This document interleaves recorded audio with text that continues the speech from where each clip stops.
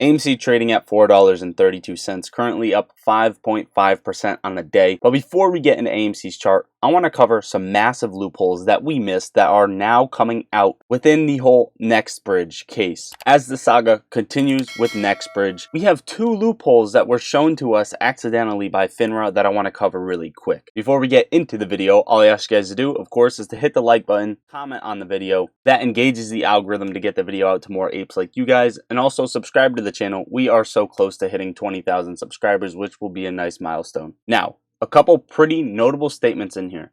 FINRA stated that the short position they were aware of is 2.65 million shares, while the company states that foreign firms have approached NextBridge about procuring more than 2.65 million shares. FINRA admitted to a blind spot in its response to Norman that it could not see activity or positions in foreign non-members. So, NextBridge claims that foreign firms were procuring more than 2.65 million shares, which is more than the publicly traded float. FINRA says the position they are aware of is 2.65 million shares. They say that they cannot see activity or positions in foreign non-members. So NextBridge is saying, listen, we know that the publicly traded float is 2.65 million shares, but we're telling you foreign firms are procuring more shares than this. And FINRA is saying, listen, we can't see what foreign firms are doing. We can't see their activity. We can't see their positions, okay? Foreign non-members, we cannot see their positions. This is a horrible loophole that we have been missing. The next statement is also pretty significant, highlighting a massive loophole that many of us have often pointed to that enables abusive short selling and other types of market manipulations. Take a look at this. Trading by firms that are, in quotes, exempt from SEC registration or via transactions that are otherwise exempt from reporting remains another massive loophole that leads to shares being reported in brokerage accounts which have never been delivered. So let's take a step back and look at this. Trading by firms, any firm, right? Any firm that is exempt from an SEC registration or transactions that are exempt from reporting can lead to shares being shown up in brokerage accounts that are actually not delivered. So FTDs can be wiped, the clock can be reset, and shares can be swapped around. And it's a loophole that regulators put in place where certain regulators over others can't see this. The SEC and DOJ really need to step up here, engage with the company and shareholders, and use every tool in their arsenal. This is nuts, already dragging on far too long. Alright, now let's touch on AMC. We're up 5.5% on the day. We broke out of this wedge, came back down based off of it, and now we're testing another line of resistance. As you guys can see, multiple touch points on this level. If AMC breaks out, we break higher. And I've told you in the video yesterday, the crypto bull cycle is about to go on its second leg up. And that is exactly when other stocks like AMC, GameStop, and then the meme coins follow and have their sort of squeeze or sneeze or leg up, right? That's exactly what happened back in January to June. The next positive note, Ethereum Classic scaling back higher, retesting this level again right around $26.65. That is something we want to see. I think this is going to break out any day now, break that relative high out of this supply zone above 3250 and scale even higher. That will be the second leg up, making AMC follow, of course. Another thing I wanted to note, if we look at the on-balance volume on the weekly time frame for AMC, it's different on every other time frame, okay? I want to take a look at the weekly. This shows that shareholders are holding AMC between $200 and $62. This is where the on-balance volume is showing, because if you come back here, this is exactly where we were. I also find it odd that the most ever shareholders, according to this indicator, was on October 30th of 2023. AMC had that tiny little spike, right? This tiny little spike right here, testing this trend line once again. And then all of a sudden, on-balance volume nosedived, right? Nosedive from this level. I don't know what's happening. I don't know whether they're swapping shares out, whatever it need be, right? But what I'm noticing is the indicators retail pays attention to, the data retail pays attention to, is all going to be shifted anytime we move. Okay, so be very, very careful, be very, very skeptical with what we pay attention to. As of right now, we pay attention to Ortex to spot the trend. We don't pay attention to it in a literal statement because we assume that the short interest of free float is much higher. Now, it has been increasing, 30.2 million shares.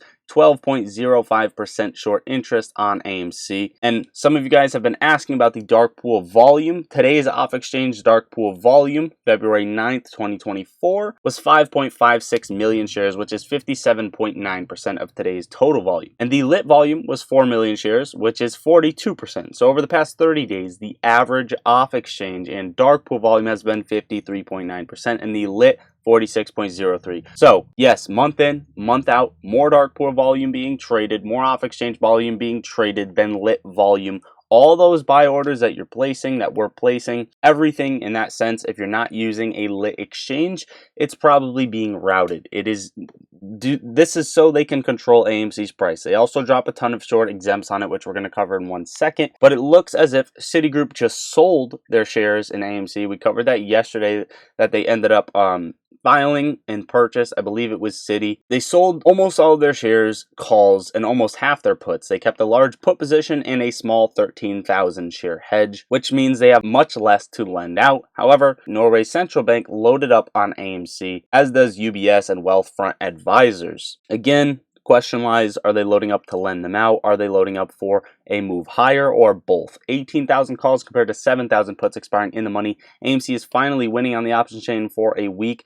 And then next week, we are more bullish as well. 110,000 short exempts, which is surprising because AMC is slightly scaling higher. I mean, that's still a lot, especially with the volatility it's getting. It's not getting much, right? They have to drop over 600,000 short exempts on it and route over 60% of the orders to dark pools just so this thing doesn't gap up and break the entire system and bankrupt Citadel, bankrupt whatever other funds are short, right? Moving on, Ape on Interactive Brokers, apparently, take this with a grain of salt, their cost to borrow over on Ape is moving once again. We saw this after Ape was done and it was merged back in AMC. Still, some stuff happening behind the scenes. We don't really know what they're doing. We saw banks owning AMC at $4,000 a share. We saw glitches at $13,000, $14,000 a share. We see short sale availability, numbers moving in things that don't even trade anymore that are related to AMC, such as Ape, such as tokens, etc., etc. They clearly have a system. Now, GameStop, this is looking good. It tested this zone that we have around $15.10. I'm watching $15.25 for a rejection. However, we got rejected on the macro trend line right here. This could technically be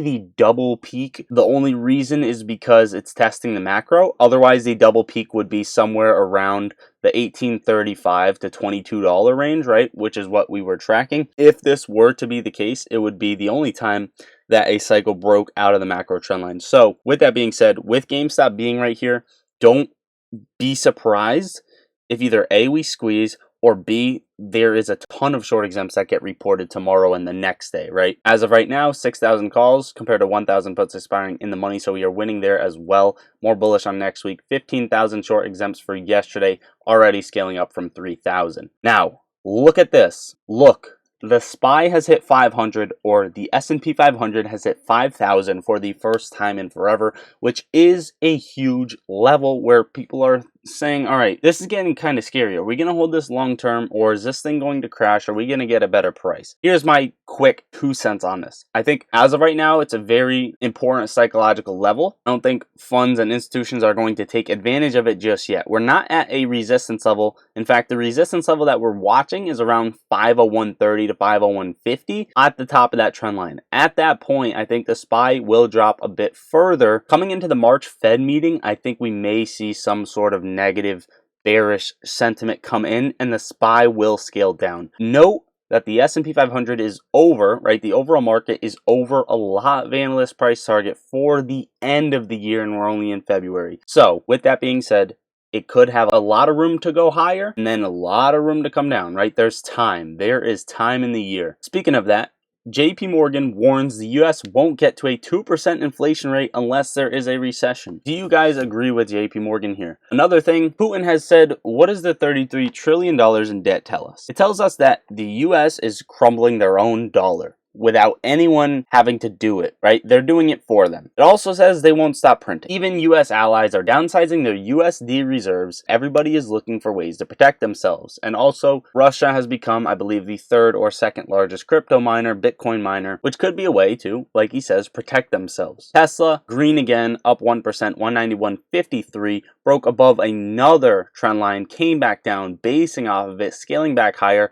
Watch for a break over 197 to bring us all the way up to about 207 to 210 on Tesla. Crypto making that next move, testing over this fib level at 46,000, once again trading at 47,265 on Bitcoin. Watch for a rejection around 49 for Bitcoin. If we double top here and you see a flash down, I think it will be temporary right before the halving. Is a possibility either way, holding through the halving. Last couple things to close out the video. Here are the earnings for next week. We have Shopify, Airbnb. One that I'm really paying attention to is DraftKings. We have the Super Bowl on Sunday. There's a lot of stuff happening with DraftKings that is negative, pushing a negative narrative. DraftKings is also trading in a new trading range / testing it, which could be a very, very crucial level for a long-term breakout or a smack back down to relative lows. I just want to put that out there. However, over the previous 2, 3, 4 earnings, DraftKings has gapped higher, which you could take that with a grain of salt as well. Let me know how you are playing DraftKings if you are playing it in the comments down below. And finally, guys, I'm going to show you how to get free stocks. Press the link in the top of the description, sign up for Moomoo and make a deposit, and you're going to get free stocks from there. You're also getting 5.1% APY on your uninvested cash, plus an extra 3% for the first 3 months. If you start and open right now, getting 8.1% on your uninvested cash, free stocks that you can sell and have them earn more money. Not financial advice, not a financial advisor. Takes 2 minutes out of your day. Go do that. Great platform to use. Also, guys, get in the Discord. Come talk with me. Come request videos. Post your gains. Post your losses. Have fun with the market, right? Level up your trading journey. Talk with each other. It's a coffee a month. There's a lot of people that are joining, becoming new members, and pitching ideas back and forth. That is it, guys. I love you all. Enjoy your weekend. Make sure to have post notifications on. Lottery Stocks out.